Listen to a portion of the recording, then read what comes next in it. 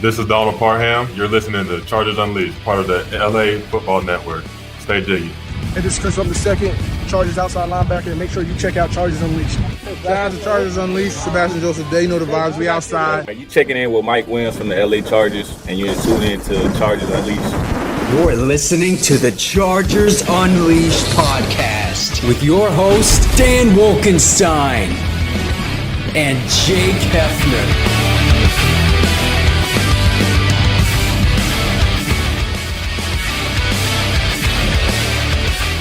Welcome to another edition of Chargers Unleashed. Jake Hefner and Dan Wolkenstein here with you from the LAFB Network. Today's show, of course, is being brought to you by BetOnline, Charger Bolt Family, and Rock Solid Sports Memorabilia.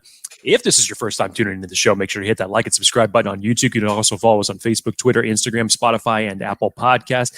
Dan Wolkenstein, we're in the thick. With two C's. Thick. Of the offseason for the Los Angeles Chargers. Upcoming tonight for everybody that is paying very close attention to what is going to be taking place over the next couple of months as it relates to the NFL draft. Hopefully you're tuning into the East-West Shrine game. Hopefully you're tuning into the Reese's Senior Bowl this week. A lot of good names that you need to keep an eye on as we get closer to the NFL draft, specifically for the Chargers.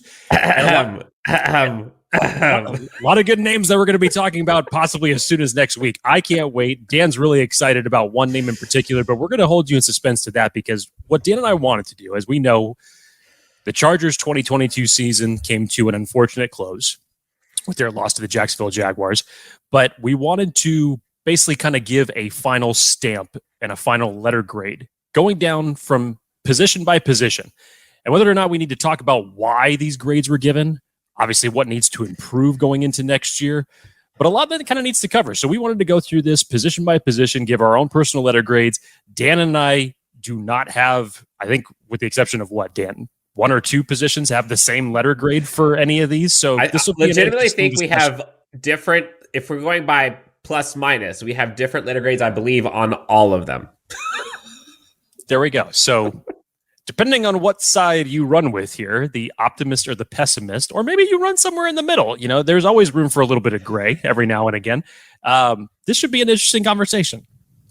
So as we go through, do us a favor. If you are listening, watching on YouTube, go ahead, leave us a comment and kind of give us your takes, give us your grades. Let us know what you think about the position group so far this season. I'm sure there are going to be some hot takes thrown here that I or Jake or both of us or you, listeners, viewers, do not agree with.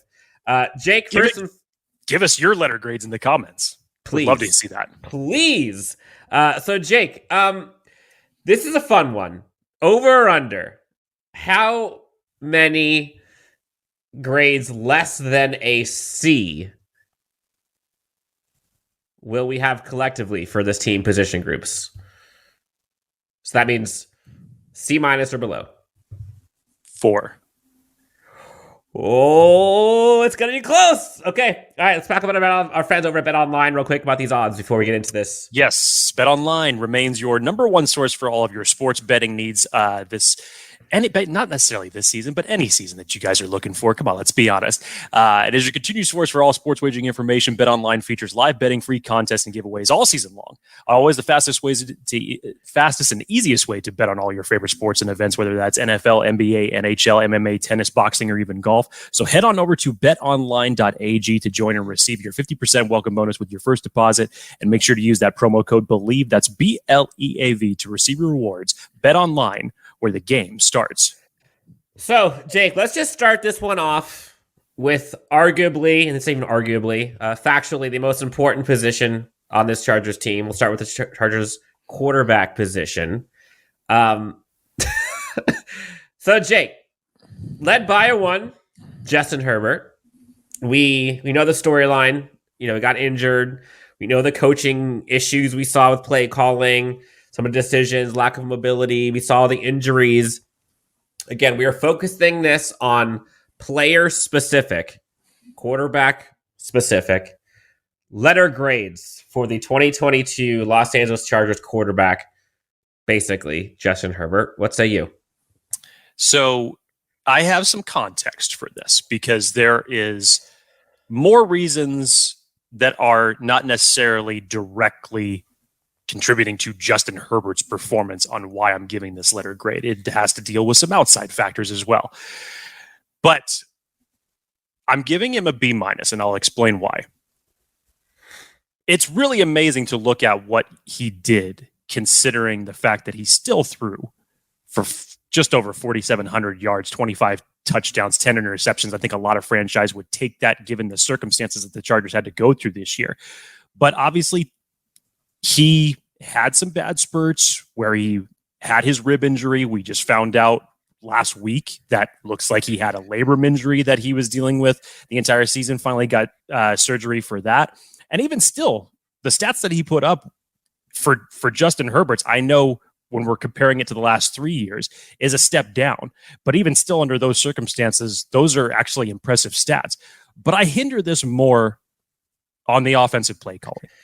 And I do have to hinder this a little bit more on, obviously, the fact that Justin Herbert did not have one of his top targets for a majority of the season. Mike Williams was in and out. You were hindered a little bit by not having 5 wide receivers activated through certain parts of the week. So certain weapons as far as availability were not there. So I think that all of these things really hindered his performance. But yes, you have to go into the aspects of, I think, coaching. I think, and not necessarily Brandon Staley, obviously, when we have talked about a lot this season in terms of Joe Lombardi, I think that there was a vision that was coming into this year that they wanted to believe that they could make this a balanced offense where Justin Herbert wasn't going to be playing hero ball all the time.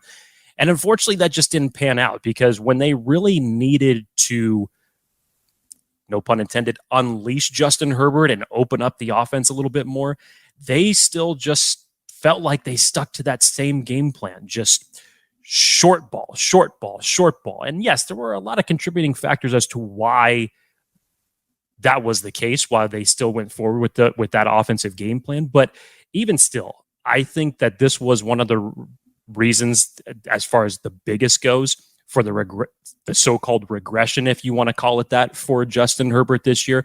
Again, stat-wise, still amazing, all circumstances considered, that he still was able to put those numbers up.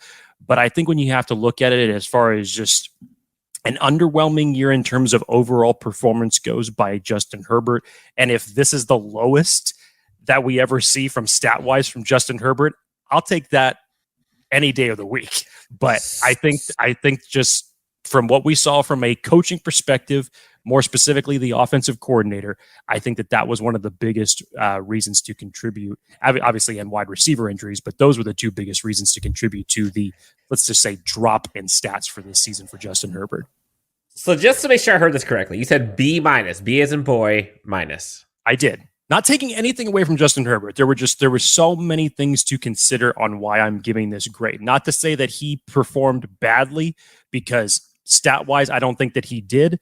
You were able to throw for just under 5,000 yards without having one single 1,000-yard receiver. That's incredible. In this particular offense, for what you were able to do, considering that you had a rib injury and just now figuring out that you had a labrum injury, is something to really commend him for. But I think that there were a lot of things that specifically held this offense back, and more specifically him in terms of his quarterback play, that were not necessarily his fault. All right, so Jake goes B-. I'm sure we know where I'm going to go with this one. Look, given what Justin Herbert had to kind of go up against, and given the scenarios that he had to face, I'm giving Justin Herbert A-.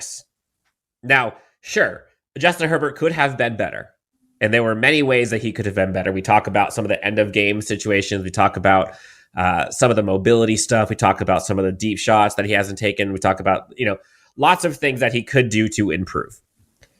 But given all of the outside circumstances and things that were outside of his control, i.e. coaching, i.e. injuries, i.e. situations that just you can't do anything about, Justin Herbert balled out. We're talking about a quarterback who was the second most passing yards in the NFL in a Joe Lombardi offense.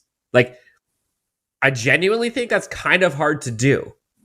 Now, could he have been better in the red zone? Absolutely. But I don't necessarily know if that's a Herbert issue or if that's a coaching scheme issue. Now we have Kellen Moore as offensive coordinator. I think we'll see some things change. But as a quarterback, as kind of the wagon for this team, or the horse pulling the wagon on this team, Justin Herbert was great. Like, if I were to give him like a great, good, average, below average, he was great. Now, could he have been better? That's why I give him room for A or A+.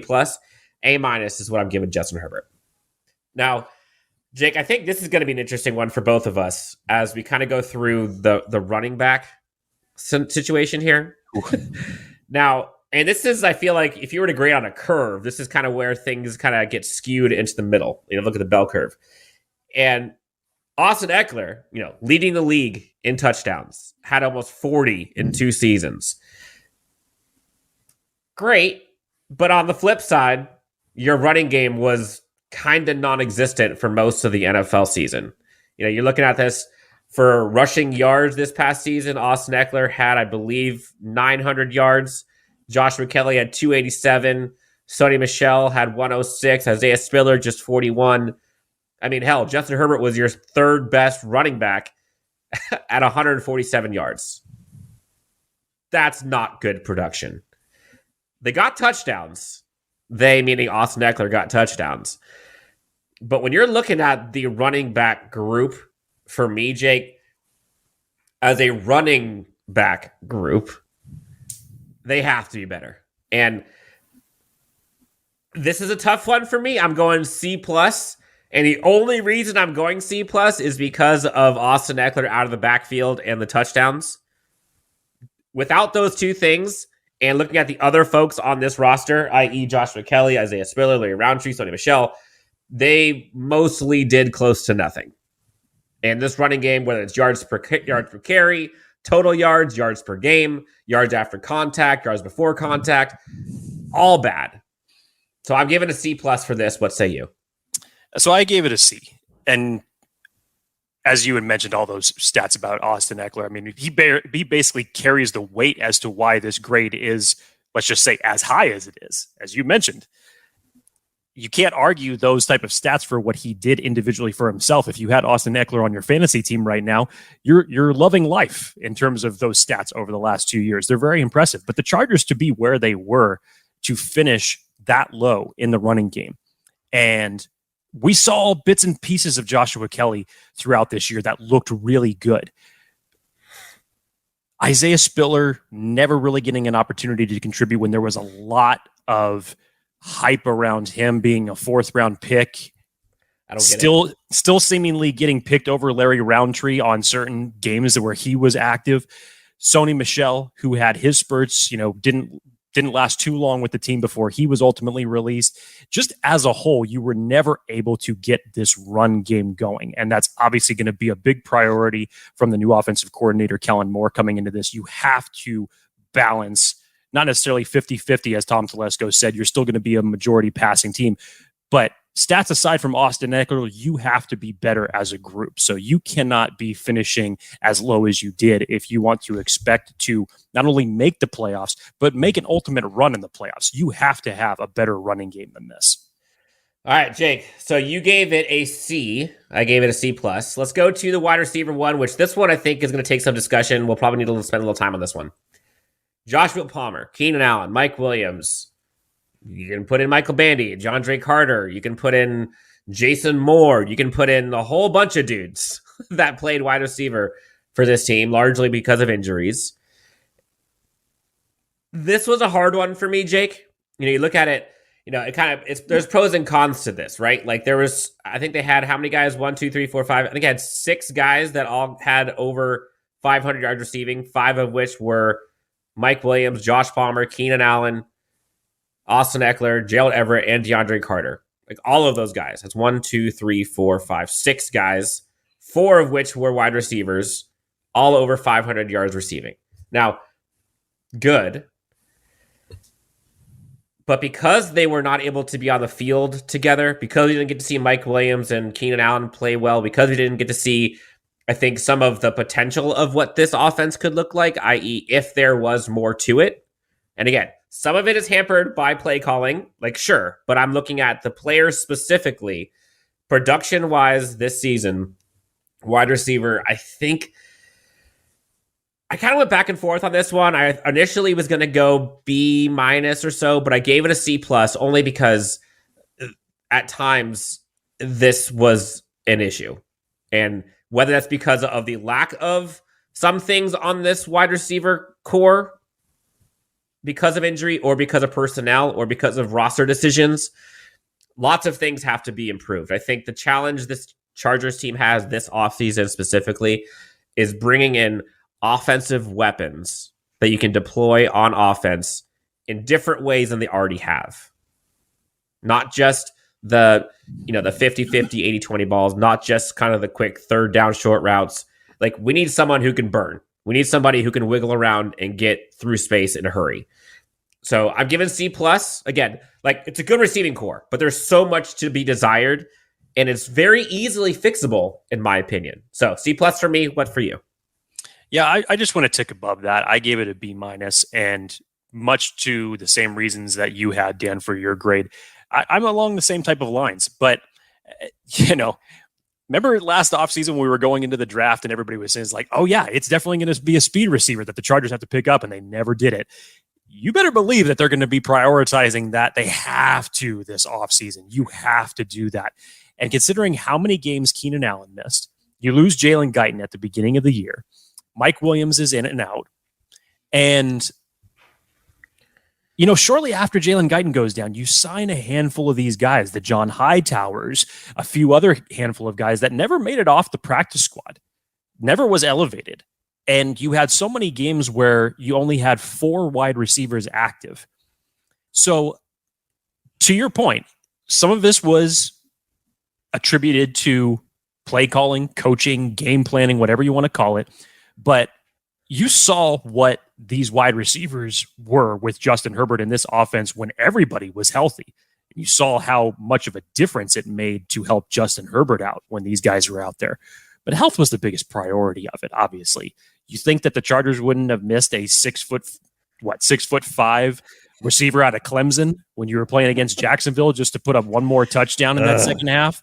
I truly believe that they would have as well. So just overall, in terms of expectations goes, considering what Justin Herbert had done over these first 2 seasons of his career, and there were even bigger expectations because the Chargers did not bring in that speed guy. You brought in DeAndre Carter to be your return man. That didn't end up panning out as well as you'd hoped.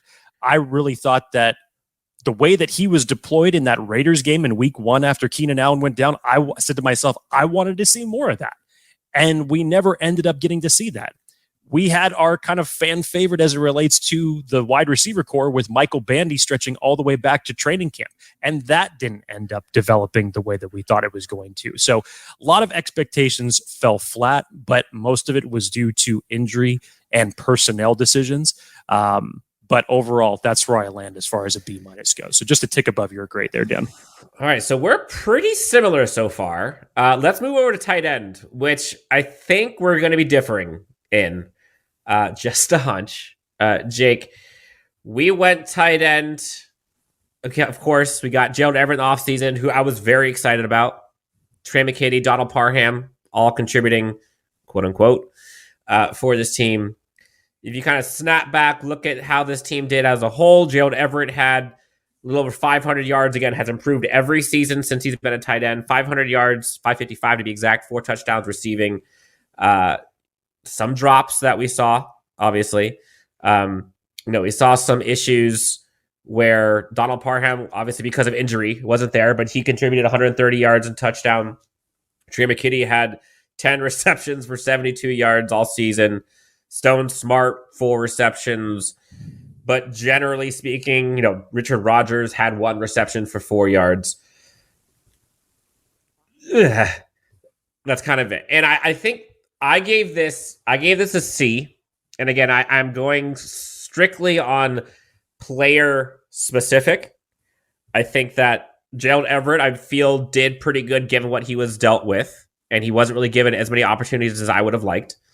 I don't think Donald Parham got as much opportunity as he could have, A, if healthy, B, if he had a different coordinator. I didn't see them utilizing him in the red zone nearly as much as I thought they should have.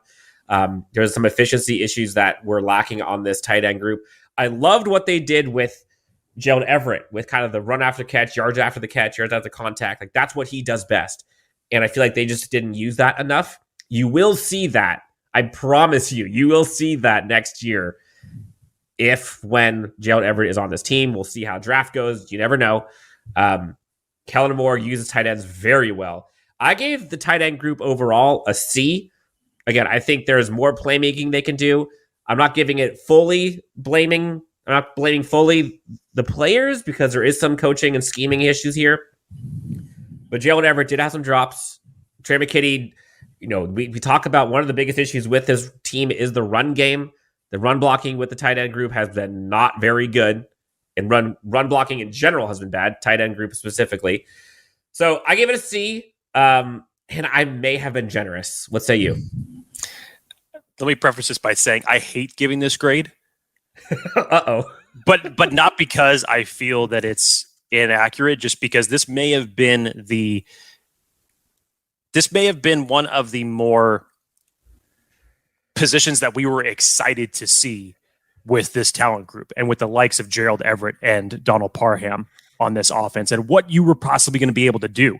What we were waiting to see more of with Jared Cook and Donald Parham in this offense, we thought, okay, we're going to have that elevated here. And I thought in terms of expectations goes, this may have fallen the worst in terms of what you expected this tight end group to contribute to this offense. So I gave the tight end group a D. And again, a lot of contributing factors to this, obviously from the standpoint of Donald Parham getting injured very, very early in training camp. Dan, we were both there when we saw him pull up and we saw him get that hamstring injury that obviously hampered him for a good part of the year. Gerald Everett, you mentioned, is as far as stats goes, yes, is it a career best for him? Yes, he was able to produce. Yes, there were still some inconsistencies. Trey McKitty, we are still waiting to see what that third round pick was worth in selecting him and in terms of what he's going to bring to this offense, because we haven't seen it as a pass catcher. We have not seen it as a blocker either. And you would hope that this would be one of the things that Kellen Moore is going to be able to develop a little bit more and utilize a little bit more. And then your other tight ends, as far as Stone Smart, as you mentioned, Richard Rodgers, there was nothing as far as big time contributing games from the tight ends that you saw throughout the entirety of the season. The pinnacle, obviously, was the Jacksonville game in the playoffs, where Gerald Everett had over 100 yards. He was a great contributor in that game.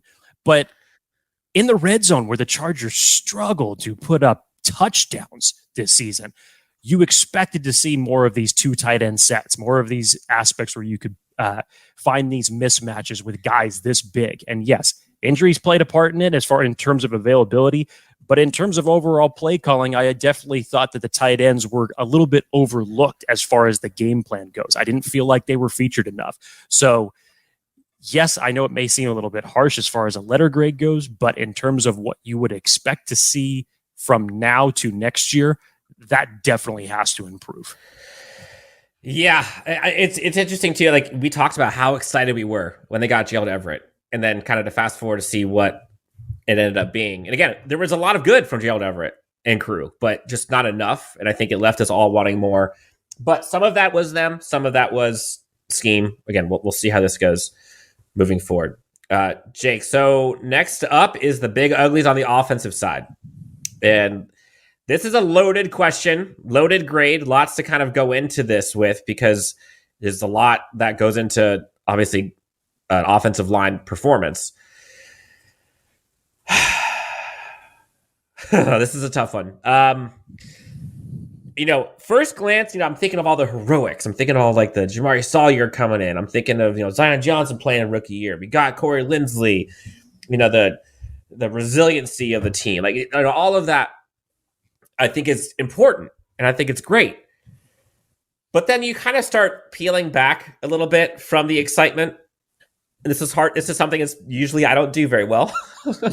But you start thinking about how bad run blocking was. Yes. Again, and you can tailor that to player or scheme. Again, it's kind of by hand in hand. But in short, run blocking wasn't good.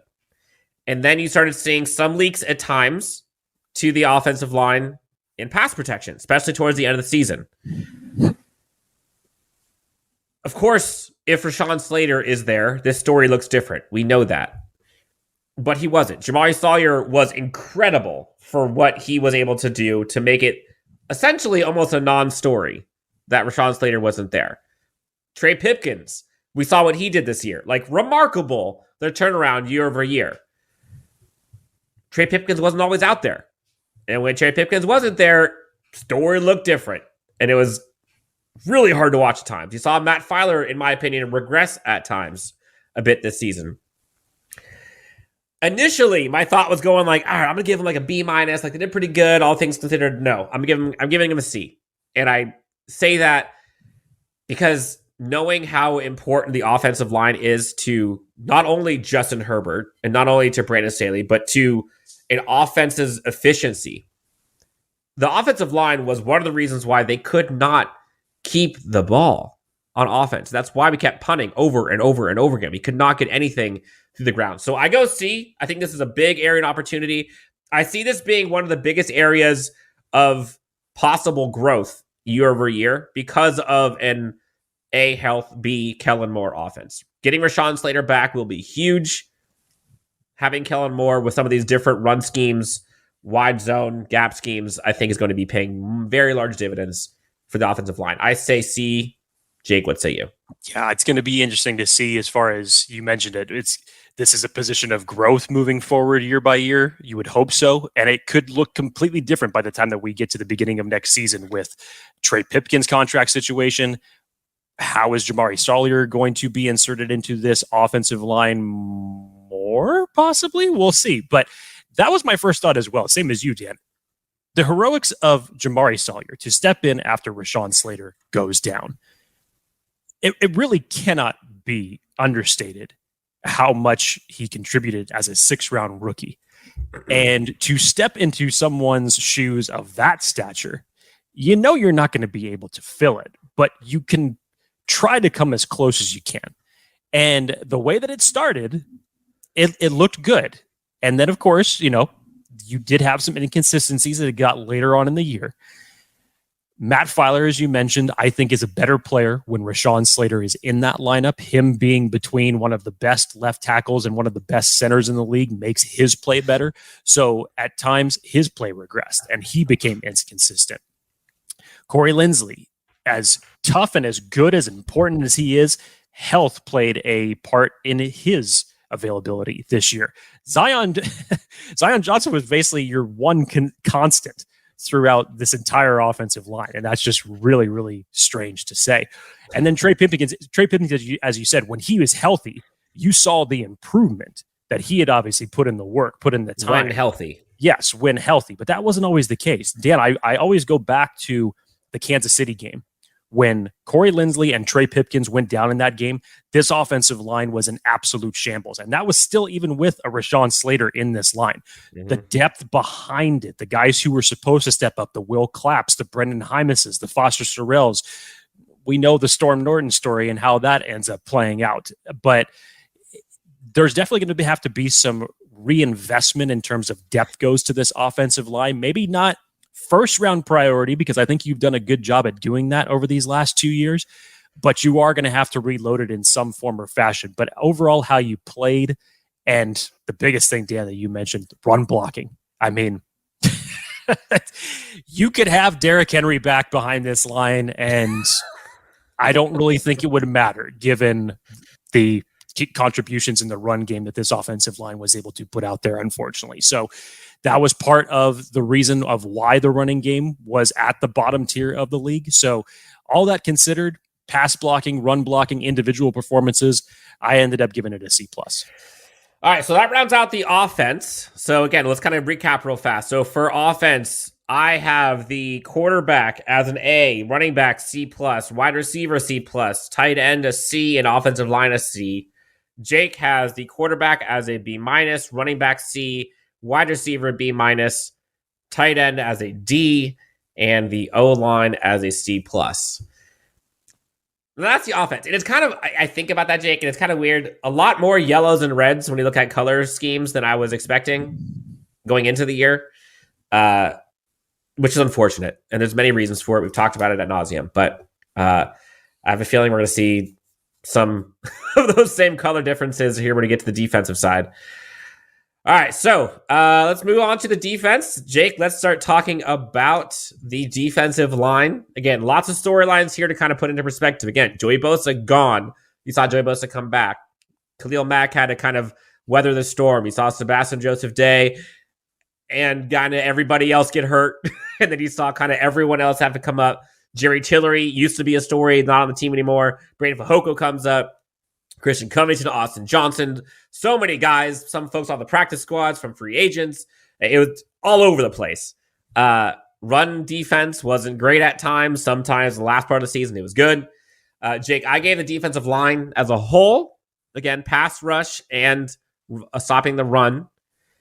I'm giving them a C on the whole. Again, and if it wasn't for Khalil Mack, it would probably have been like a D minus. But Khalil Mack by himself kind of helped carry the load enough. You saw what they did the first 2 weeks with Joey Bosa and Khalil Mack healthy. Without one of them, there was no pressure on the quarterbacks aside from Kyle Van Noy and sometimes Morgan Fox the last month or so. Jake, I gave C. What say you? Yeah, I'm right below you, Dan. I gave it a C minus. And I went into a lot of thinking on that as well, just in terms of,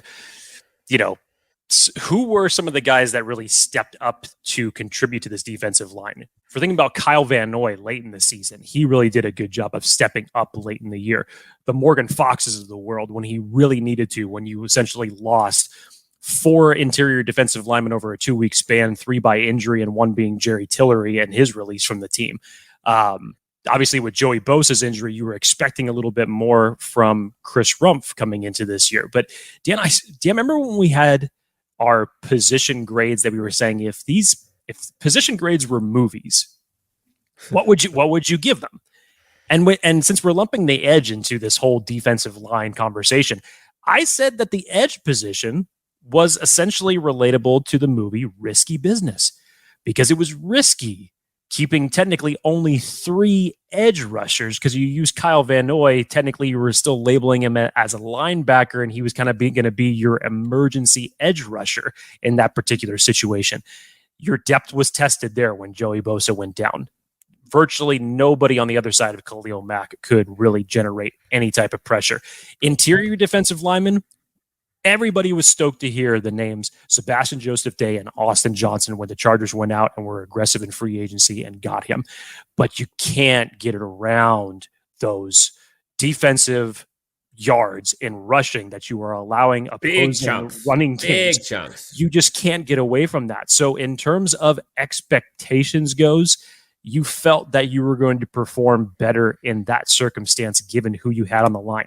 Dan, I don't know why Brandon Fehoko. I will probably never know why he was not elevated to the active roster sooner, because when he came in, he was at least able to, I don't want to say stop, but soften the blow that was taking place as it relates to that running game. He has gotten much better in his pass rush capability. I'm so excited for him and his future on what he's going to bring to this interior defensive line. So there were a lot of guys that were not the big names that ended up really stepping up, and which was great toward the end of the year.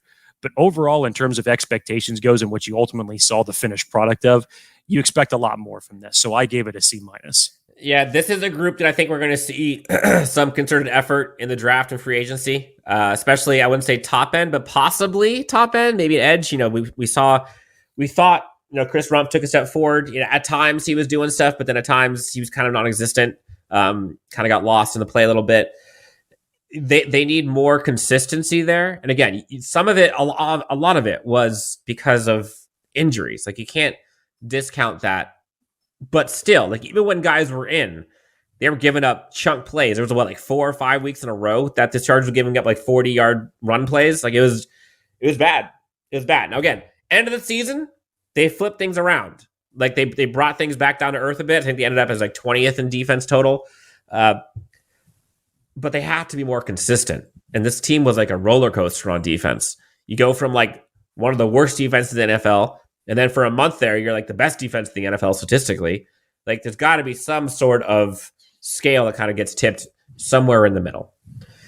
So, Jake, let's move on to, I'll let you go first this time. Linebackers, what say you? So it's a lot like how I graded the running game And even though I was lower on the running game, it still contributed to one person as far as why the grade is as high as it is. And so I gave the linebacking group a B-, but obviously a bulk of this grade is solely contributed to Drew Tranquill, based on the all-world season that he had. This is another person on this defense that you just can't help but give enough credit to as far as how he has performed, not just this past year, but the year before that. I thought what Coach Matt Wilhoit did with this linebacking group and how he had helped develop him. We saw what he did with Kaiser White before his departure. I thought what he has brought to the table with Drew Tranquill and how he has developed him into the season that he had this past year just cannot be understated. It can't be understated enough. We expected that we were going to see a little bit more from Kenneth Murray, given the fact that he was getting elevated into having that starting spot now. Yes, you could say that Kyle Van Noy was kind of part of that linebacking group, but he had to end up being utilized more on the edge early. I think that the original game plan for him was that he was going to be more of a hybrid, and you had to end up using him more at the edge position. So you had to dabble there, in and out as far as that goes. And then I don't know why I'm forgetting Dan. Tell me out here.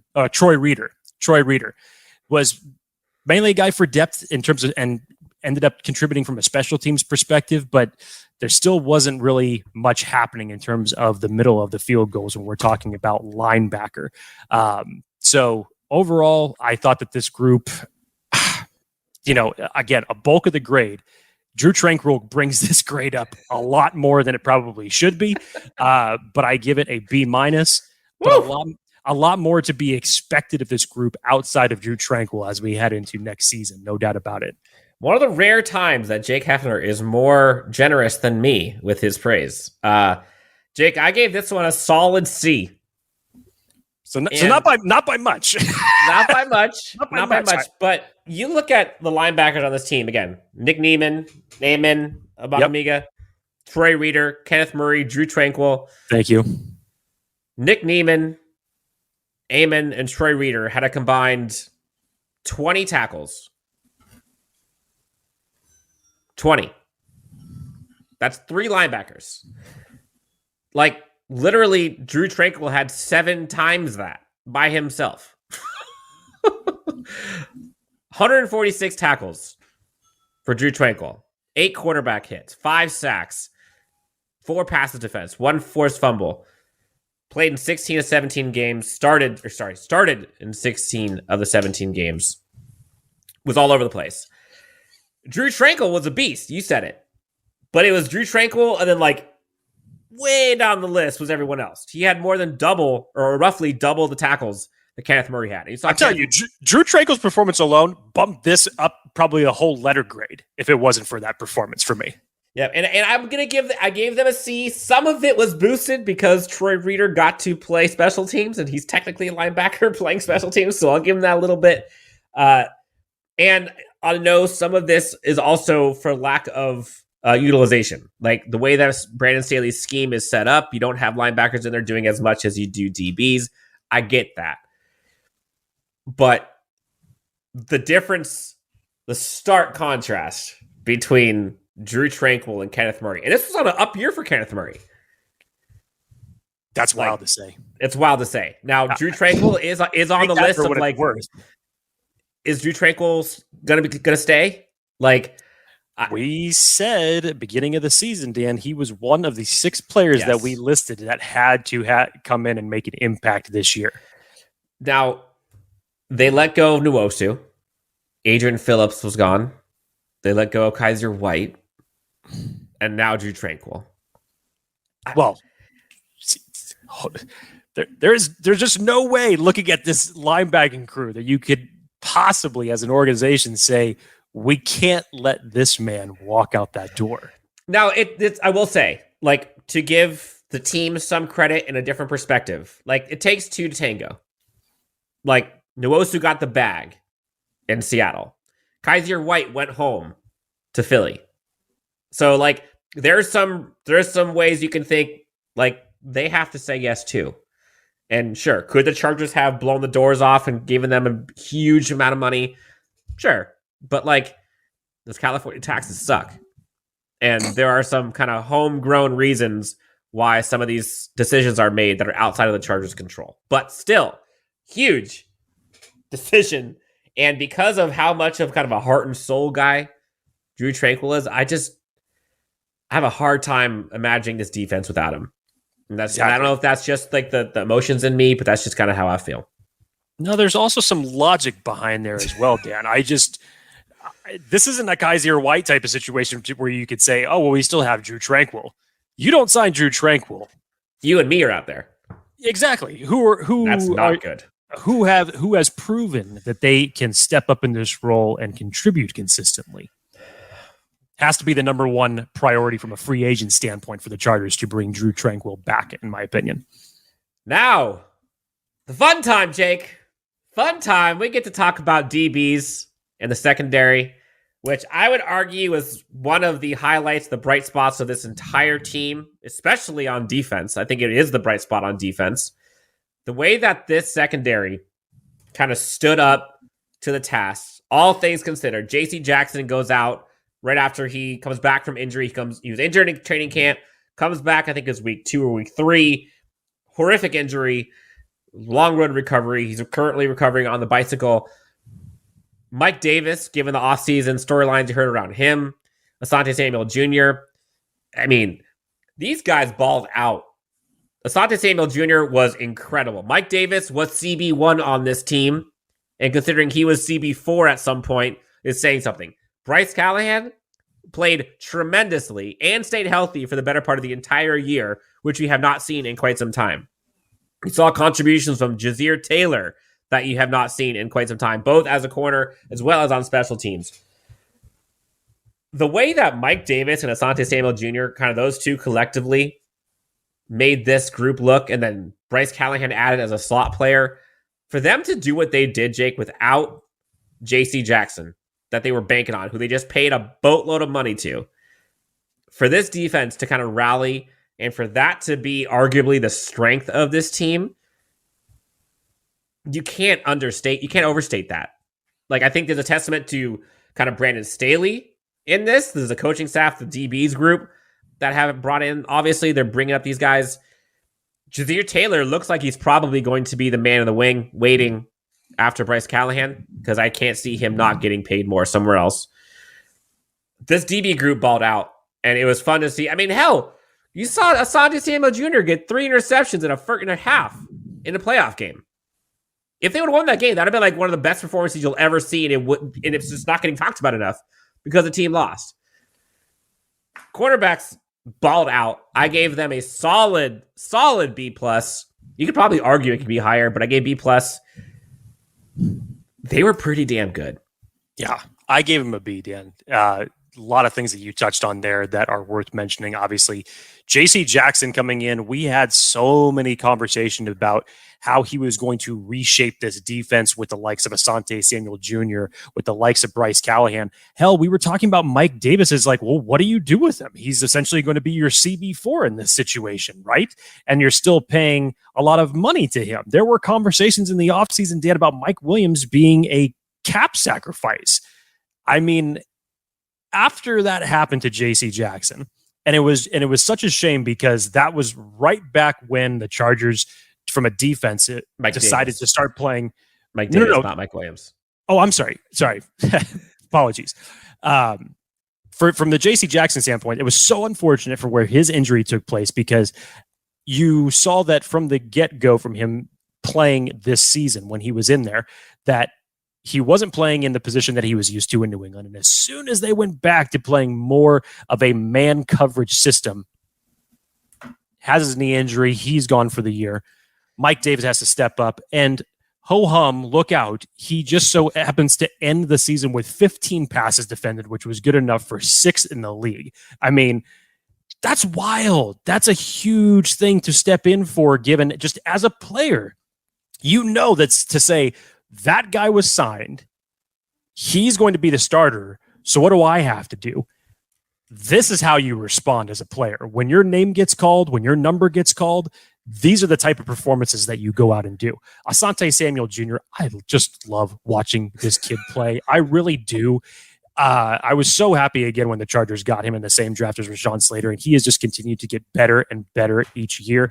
Bryce Callahan, I thought, was a huge catalyst as a slot defender, and what he added to this team. And you may be right, Dan. I would love to see Bryce Callahan back, but I think that just given contract situations and the possible early progression that you saw in Jasir Taylor, that may be your slot corner moving forward. So risky, but yeah. Yes. Is it risky? 100%. But the Chargers may choose to roll the dice that way. But as a whole, cornerbacks, I felt that they performed admirably given the situation.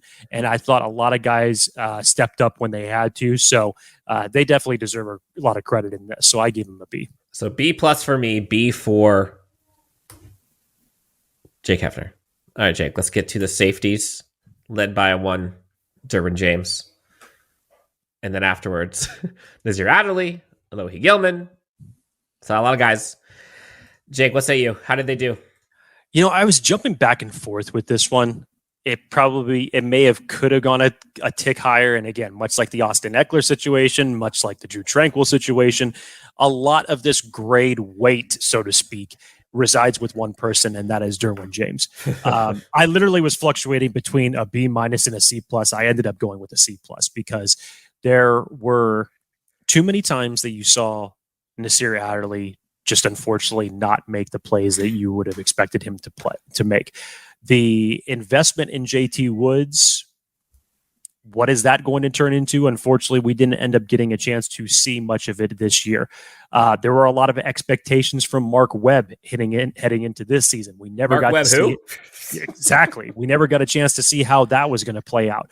Alohi Gilman, another guy you talk about just seizing the moment and seizing the opportunity when he had to.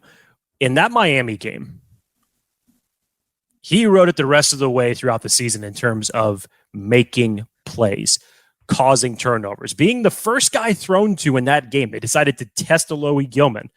And what does he do? He just stays down the field with Tyreek Hill and no big deal. Pass defense, no big deal. What? Who would have expected to see something like that? So I thought how he came on and he contributed, and especially just from kind of being almost a forgotten guy in the safety group. When you talk about guys, the likes of Nasir Adderley and Derwin James and what we had saw from Mark Webb last year, to have someone like that step up when they really, really needed to. And we're talking about healthy starts, not necessarily for the fact that Nasir Adderley was injured. There was a defensive preference that they had to end up making a change in order to put Alohi Gilman as the starter. So keep that in mind. He won that role. Yeah, he did. He did, which unfortunately I think has put the last piece of writing on the wall for Nasir Adderley's tenure with this team. Right. Unfortunately, as much as I would like to say I'm wrong on that, I think that is the future situation for him. But ultimately, again, a lot of grade weight goes into this with Derwin James. Alohi Gilman stepped up, but you really felt like, given the personnel of what you had last year, the expectations for Nasir Adderley, you felt like you could have had more. That Miami effort that you saw from the safety group and corner, but just like the secondary as a whole, I don't remember the last time I've seen one that good by a team ever. Like they had Miami's offense looking like a JV squad. Like they could do nothing. Like remember, the only things they got were on like a fluke Tyreek Hill fumble recovery, which I believe was that stripped by Alohi Gilman? I think it was. And then you had a fluke, Mike Davis falls, Tyreek Hill goes out for the touchdown on like a 50-yard pass. Otherwise, I got 3 points. Like that defense was insane that game. That was one of the highlights of my entire season, was watching that one. All right, Jake, let's get to the last one before we go over before we go to the total on the report cards. Our good friends over with the special teams, J.K. Scott, Dick of the Kicker, DeAndre Carter, Dustin Hopkins. I mean, this went down for a while. Bertolette, I believe, was playing for a hot minute. We saw special teams win Special Teams Player of the Week like 3 weeks this season, which is unheard of. DeAndre Carter, I think, fortified that return game, at least on punt return for sure. Kick return, different story. Jake, I gave this one this was probably the bright spot of the entire team. And again, we highlight these guys in terms of like the main ones, but you look at punt coverage, you look at kick coverage, you look at being able to like allow your punter to kick it. It's important. You look at the success of the kicking crew. Dicker was incredible. You look at Dean Leonard, Jazir Taylor as the gunners. Like, the coverage unit was one of the strengths of this Chargers team, and that has been so long, a distant memory until this year. You know, everyone talks about complementary football, and for years, special teams has been kind of not complimentary, and I'm being kind. This year, very different story. Fascinating what happened with Dustin Hopkins, that like heroic Herculean performance he had on one leg. Then Dicker, Somebody give him a leg. Somebody give him a comes leg. in, ho hum, and just like cools the other side of the pillow. R.I.P. Stuart Scott, and just balls out. And then obviously afterwards, just like, oh, what do you want to do for dinner? I don't know. This is like he didn't even care. It was incredible. So special teams for me, highlight of the season, other than the fun of Justin Herbert. So I gave this one an A- for special teams. This group was such a breath of fresh air for me, and I hope that this can continue. A sign of good things again. Ryan Ficken, shout out, take a bow. My goodness, thank you so much. Yeah, they were studs. Jake, what about you? It all starts with Ryan Ficken to me. I mean, this is an incredible turnaround from what you saw this Chargers special teams, what it looked like a year ago. Do you think that Andre Roberts would have liked to have run through some of these holes that the Chargers were creating from a special team standpoint? Do you think that he would have liked to have been a part of that? I think so. But just in terms of coverage, holy crap, Dan. Remember when we literally had to just sit back and just be like, oh, God, how many yards are they going to get on this one? What he was able to do from a coverage standpoint. Or even if they could get it off. True. Also true. What Jazir Taylor meant from a special teams standpoint. I mean, talk about just genius move. Started in Denver, just literally just takes the defender and knocks him right back into the kicker. I forgot about that. Chargers get the ball and ultimately end up winning the game. Jazir Taylor had a couple of different contributions this year as it relates to special teams that were highlight plays. Dean Leonard also played a big part in when it came to special teams contributions. But yes, Dan, the revolving door where the Chargers felt like they had some stability at the kicker situation, when Dustin Hopkins goes down, you're like, oh my God. Here we go. Here comes 2 years ago when the Chargers just couldn't find someone to kick something through the uprights to save their life. And in comes Dicker, the kicker. Cameron Dicker, as you said, Dan, just ho-hum, regular season, what? He only missed, not including the playoff game, but only missed one field goal. For someone that young in those situations coming in to do that, I mean, that's something special. That kid has, maybe doesn't have all the ice in the veins, but he, you know, someone is hooking an air conditioning system up to him if that's how he's acting right now. J.K. Scott, Dan, you said it early in training camp, watching his hang time fly. It's not exactly Mike Cyphers-esque, but in terms of him as an overall weapon, I think moving forward from a special teams standpoint could be a great contribution to this team.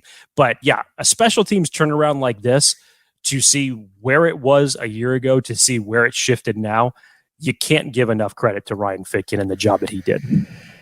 Yeah, I mean, the moonshots that J.K. Scott was given at training camp and throughout the season at times was impressive to watch. It's been fun. That's been a very, very bright spot. And I think that's something that the coaching staff can tip their cap to as one of the huge successes of the season. So, position grades on defense. Defensive line, Jake has a C-. I've got a C. Linebacker, Jake's got a B-. I've got a C. Corners, we've each got B's. I got a B+. Safeties, Jake's got a C+. I've got B-. And special teams, both of us gave A's. I gave A-. Jake, I guess maybe the question I have for you, I would kind of look at this as a whole. It's funny, going into the season, I would have expected a lot more green. I would have expected a lot more green in the running back spot, the wide receiver spot, surely. Offensive line spot, definitely. Defensive line spot, definitely. And, some of this is out of their control. Some of this is caused due to injuries. Some of it is for play calling. Some of it is scheme. But some of it is talent. And some of it is players just not executing.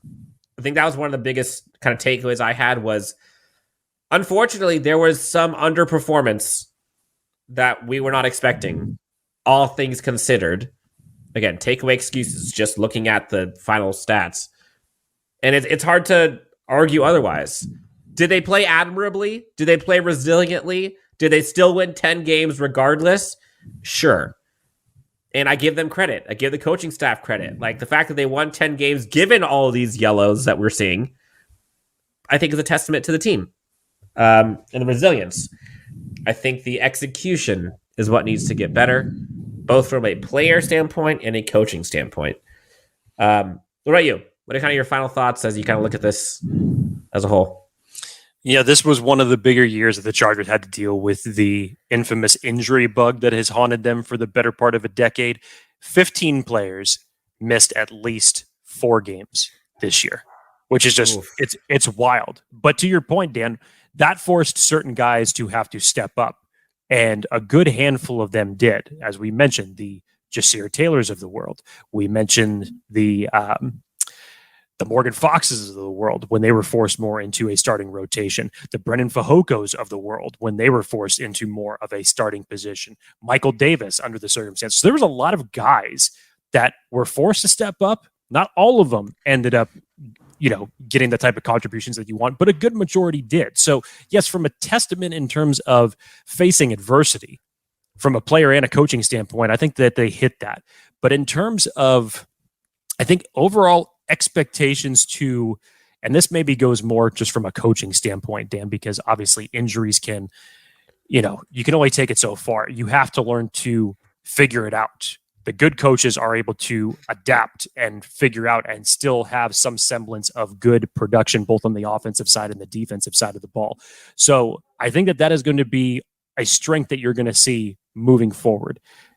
Brandon Staley, I think, is going to have to be more adaptable. Can't just stick straight with the game plan. Again, I know that injuries are a factor in this. I think that Kellen Moore is going to come in to majorly contribute to this in terms of an offensive side of the ball. If Brandon Staley is sticking to calling the defensive plays, I have more confidence that Kellen Moore and what he is going to be able to do when he really is kind of going to have carte blanche, essentially, just like do whatever you want to do. Let's bring Justin Herbert back to what we saw from him 2 years ago. So there's going to be, as high as the expectations were, Dan, going into this season, and to the Chargers' credit, they did part of what their goal was. They made the playoffs for the first time since 2018. But given your coaching situation, given your quarterback is coming to that time where you need to think about giving him a long-term extension and certain other players that you have on this team, the expectations are going to be even higher, especially with how the Chargers went out in the playoffs. So, a lot of stuff to improve on, some things to look positively to as we head into this offseason. But now it comes to the real nitty gritty on, okay, how are you going to build yourself and get yourself ready to be better and expect better and perform better next year? And that's what we get to talk about starting on our next episode. Because next episode, Jake, there's a lot of things going on this week. Senior Bowl, East-West Shrine. We got a lot to talk about, some key takeaways. Jake's doing the happy dance over there with the shoulder shrugs. Jake Hefner, I'm Dan Wolkenstein. Guys, thank you so much for tuning in to Chargers Unleashed. This is a fun one. I hope you guys enjoyed the grades. Let us know what you think. Give us a like and subscribe. Give us your comments. Let me know what you would do differently than us. We will talk to you next week as we do all things recap, Senior Bowl, East-West Shrine, draft possibilities for the Chargers. We've got some dudes. Some may be higher than others. Some might be too high. We'll discuss that on the next Chargers Unleashed.